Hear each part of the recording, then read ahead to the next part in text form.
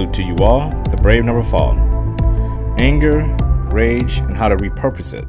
It's something I have been developing for myself for possibly a decade now. I can tell you straight out, I used to have such a problem with intense rage and anger growing up.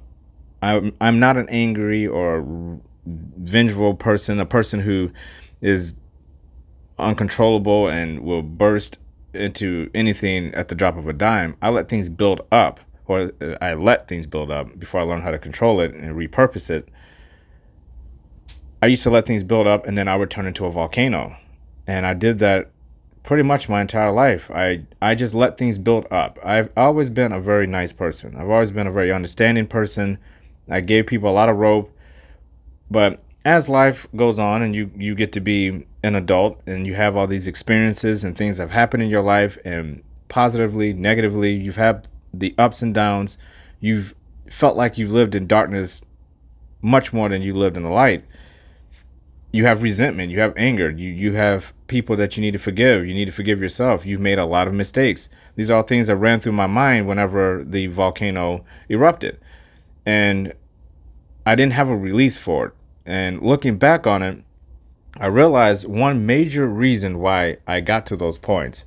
And it's an umbrella reason, really. It was an umbrella reason.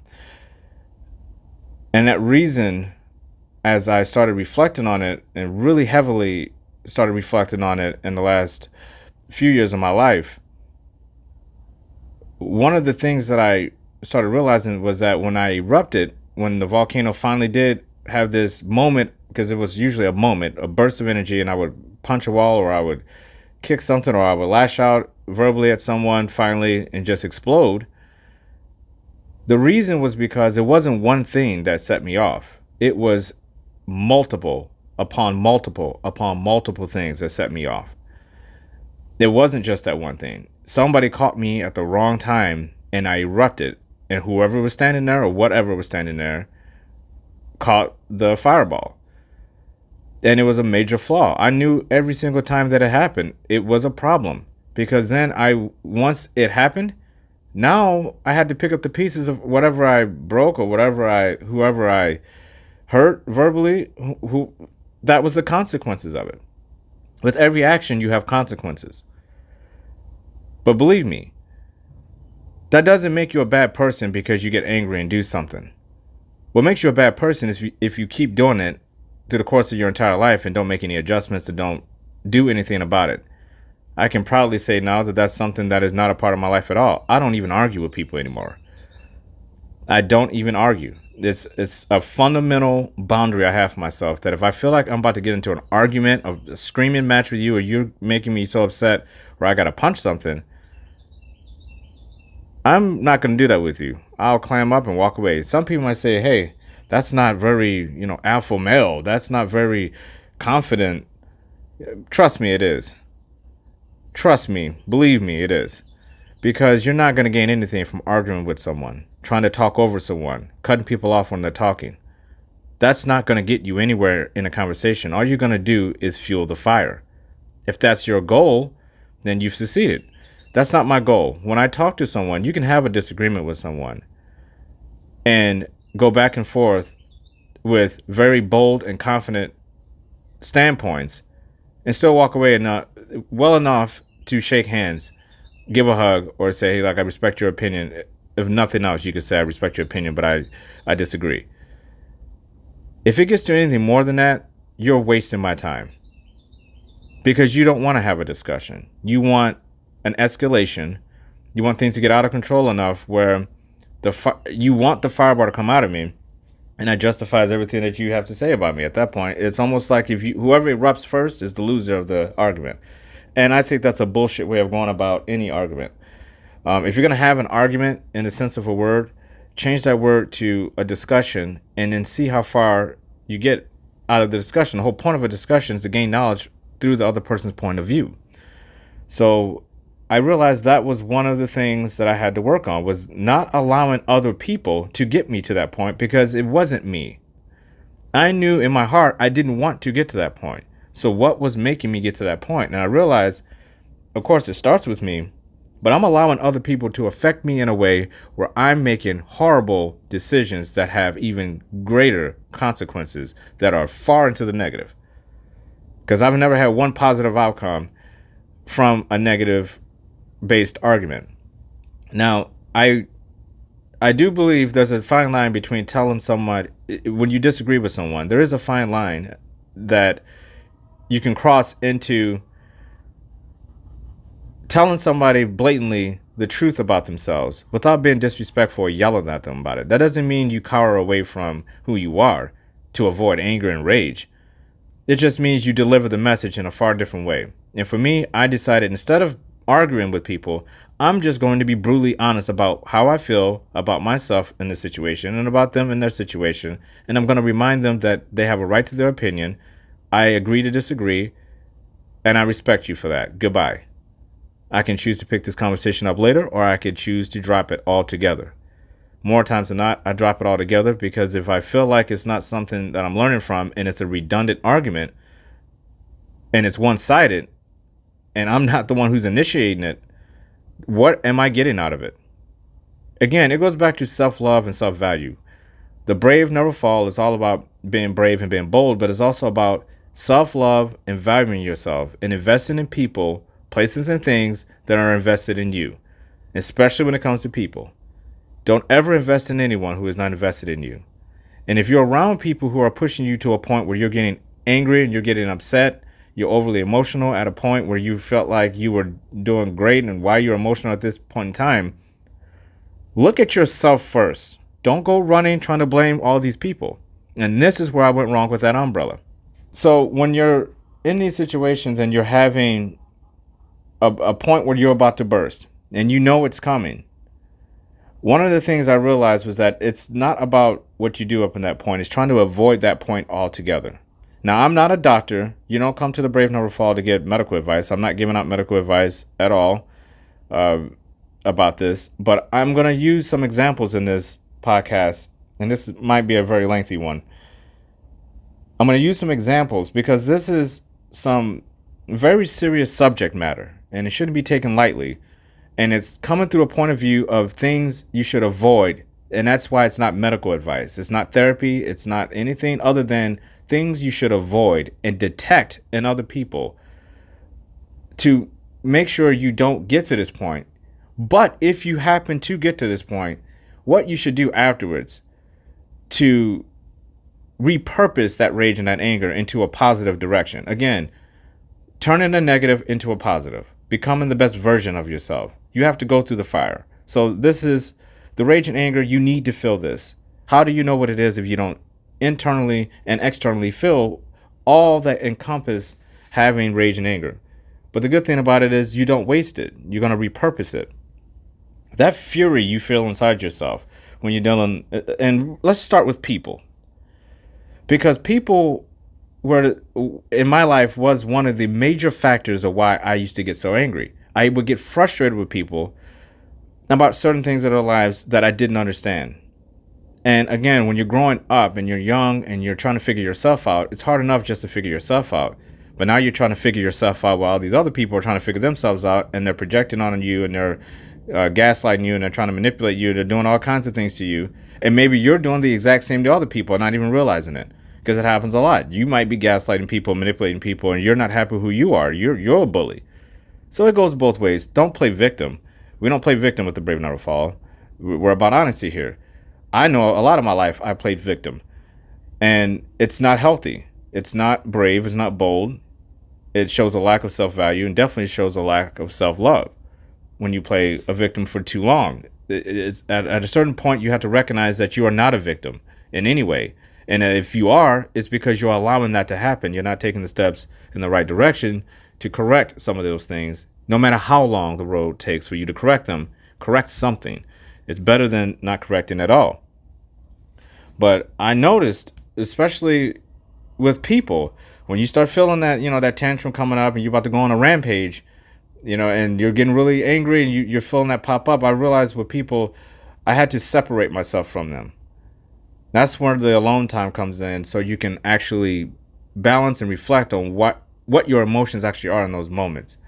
And let's just use the example. One of the things that I struggled with the most my entire life was people who took advantage of other people, knowingly took advantage of other people. And I don't like to use these terms a lot, but they really just didn't have any respect to the people to the point where they were toxic to be around. And I feel like that's a relative term, because who's toxic to one person might be a great person to someone else. They generally like that version of that person.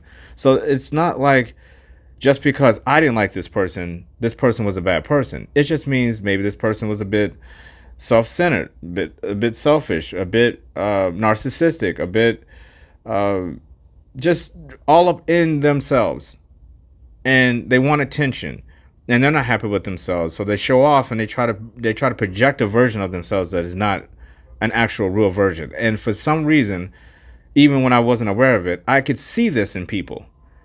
And when they would come to me with their issues, or they would try to bully me, or they would come to me with their problems, well, I call it their problems because they want to make their problems your problems. So they want you to be as miserable as they are, because they're just trying to figure themselves out. That would anger me.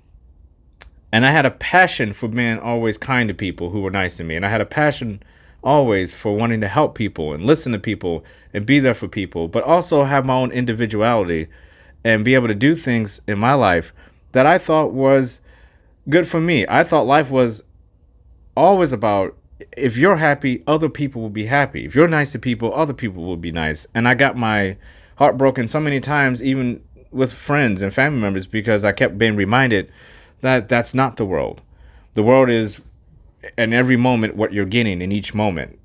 And you don't get to control all those things. And that was frustrating for me, because I did want a sense of control over my life, but I also wanted to have a life that was positive. I wanted positive people around me. And when I realized that that wasn't going to happen, I accepted the negative into my life.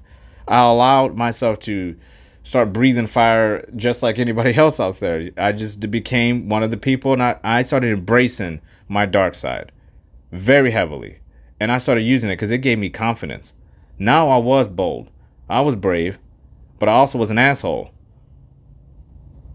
And I took it to an extreme because it became a way for me to deal with certain things. Now, this is not something that went all the way up until I was, very old. I'm talking about when I'm very young. I'm talking elementary school, middle school, high school, maybe a little bit into college. And then what it turned into was, I don't want to feel this way. I don't want to be angry. I got to figure out ways not to be. And I always say one of the best things about, and we're getting into repurposing now. If you want to repurpose that rage and that anger, I found physical activity is the best way to do it. Physical activity. And I got into boxing, and it helped a lot. It helped at home with my friends. It helped me.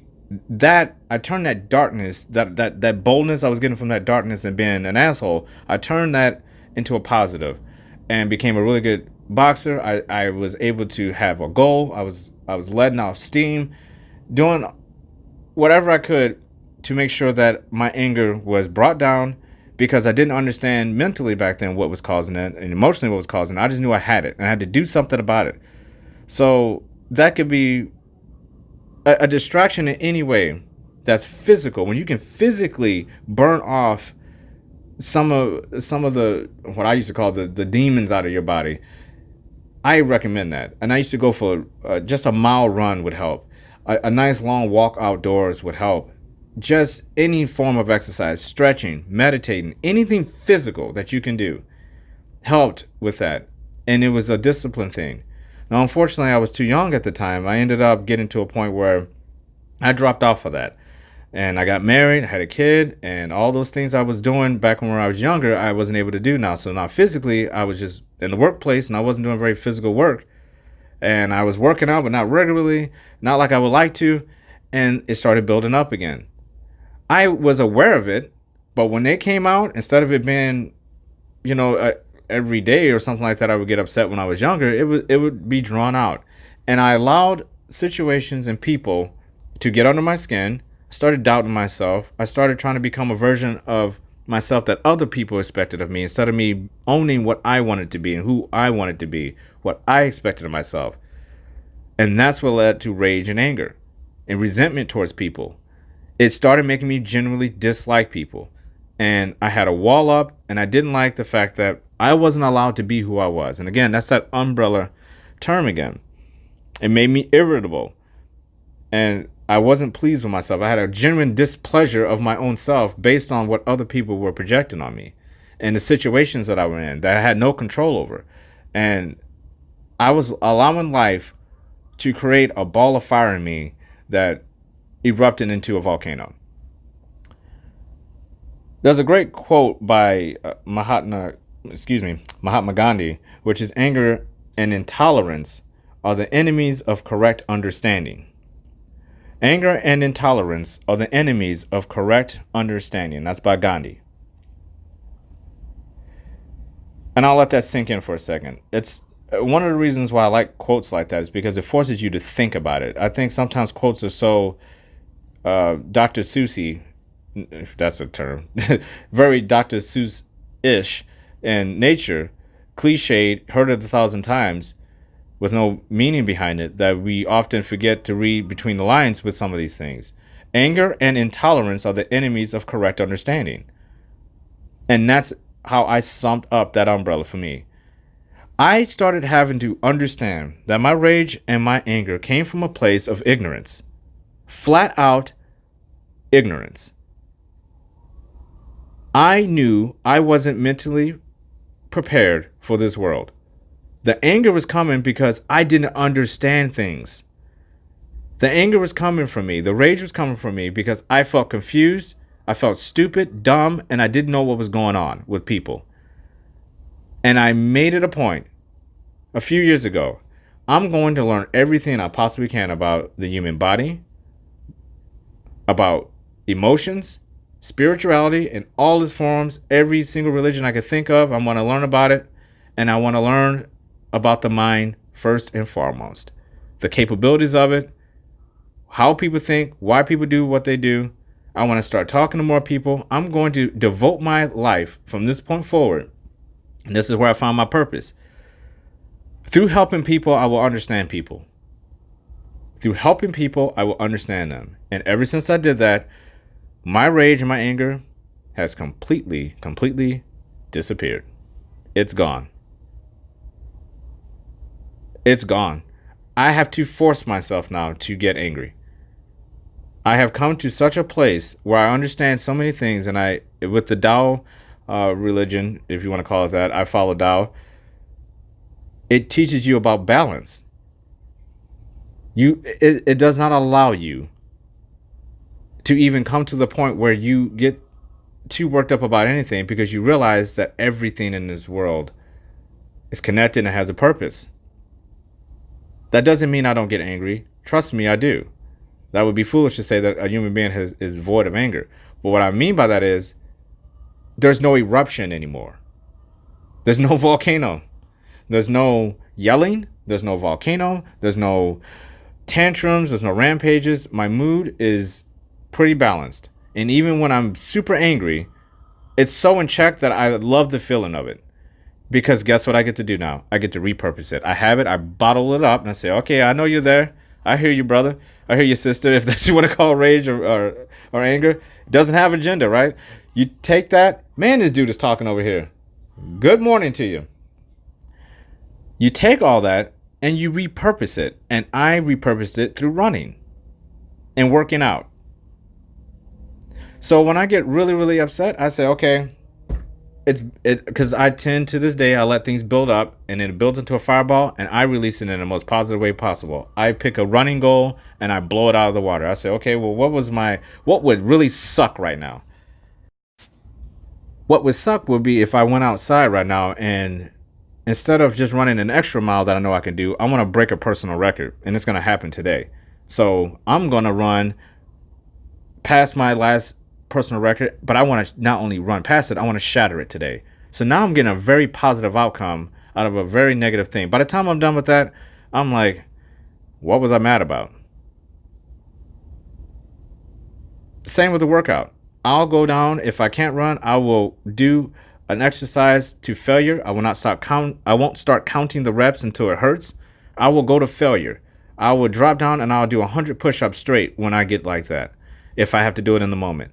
And it makes me instantly be reminded that whatever I'm mad about, whatever that rage is coming up in me, whatever's burning inside of me, all that resentment and rage and hostility I have towards other people, if that's the emotions that are starting to pile up, it's a reminder that I'm unbalanced, so I know I need to go meditate and regain the balance. But it's also a reminder that I'm allowing other people to get me out of control. My mind, my body, my heart, spiritually out of control. And I'm not going to allow that. That's not an option for me. Here's another quote by Ralph Waldo Emerson. For every minute you remain angry, you give 60 seconds of peace of mind. For every minute you remain angry, you give 60 seconds of peace of mind. Again, allow that to sink in. It means whenever you're angry, you are willingly giving up peace. You are saying you don't want peace. Nobody says that you need to be angry, but just think about how many hours you're actually committing to that. Do you want to live most of your life with anger in your heart? Because that means you live most of your life not at peace in your heart. And is it worth it because you're trying to control other people? Or you're upset because people are trying to control you? Are you in a situation where you feel like you are so stuck in darkness that you can't find your way out? So you use the excuse of, hey, I need to really, really get back on the ball with, this anger thing, because it helps me. Because a lot of people do feel like anger helps them. They feel like the rage fuels them to make better decisions. And I would say, to each his own. If you can turn that into a positive, that's your prerogative. You can do whatever you want. But I always say, if you're going to do it, make sure you do it in a self-respectful way. That you're not embarrassing yourself with your rage and anger. Because some people can use it in a positive way. But you don't want to get to a point where you look like an idiot either. You don't want to get to a point where you come off hurting yourself in the long run because you're using it too much to the people who you shouldn't be using it towards. Because now you're the problem and you're filtering off to someone else who is going through the same thing you are, but now you're the problem. So you don't want to be the problem. You want to be the solution for people. You want to be the person people want to be around. And you have to adapt in life. And anger and rage is something which is why it's one of those things where if you look at it a certain way, it can be a good thing. Like people say, like if you look at somebody in a sporting event and they seem to get angry and then all of a sudden they're doing exceptionally better, they're using that in a certain way. But you don't take it home with you. You have to know how to channel it. Do I get angry? I get angry at myself all the time, but it's channeled in a positive way. Do I get mad at others? Of course I do, but I channel it. I say to myself, what is upsetting me about this person? And I figure it out, and then it's no longer an issue. You have to be aware. There has to be an end game with this stuff. You can't just live in it forever. Confucius says, when anger rises, think of the consequences. When anger rises, think of the consequences.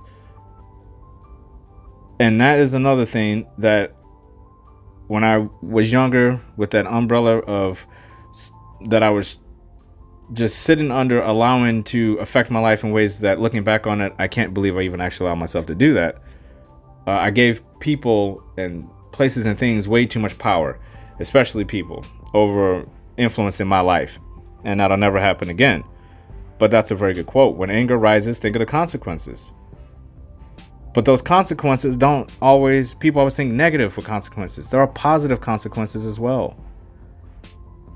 You can channel it any which way you want. You can think of all the positive things you can get through anger if it's channeled in the right way. There are benefits of having anger and rage because sometimes that equals passion. Passion. That passion means you care. You have good intentions. You have emotions that you feel are in the right place, and you're being affected by it because you feel like other people don't care. People are walking all over you. They're bullying you. You're not getting what you want. But in a way, after a while, those are just very childish qualities. You have to come to a point where your passion has a purpose. What good is all that passion if you're just going to turn it into rage, anger, resentment, and you're going to start, having hostility towards other people. You're irritable.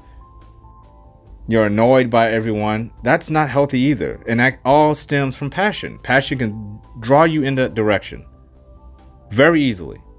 And then there'll be people in your life who genuinely want to be in your life that you're going to push away because you have too much passion and that's not channeled and honed and repurposed in the right way. And that was a fine line for me. That fine line between passion and anger. When I get to the point where I'm so passionate about something that I'm actually more angry about the things I'm passionate about than I am happy about them. I want passion that brings me joy. I want people in my life that bring me joy. I don't want people in my life who are always in the negative side of things. They're pessimistic. They're projecting. They're taking their frustrations out on you and other people. That's contagious. All that chaos, you're going to take all that in.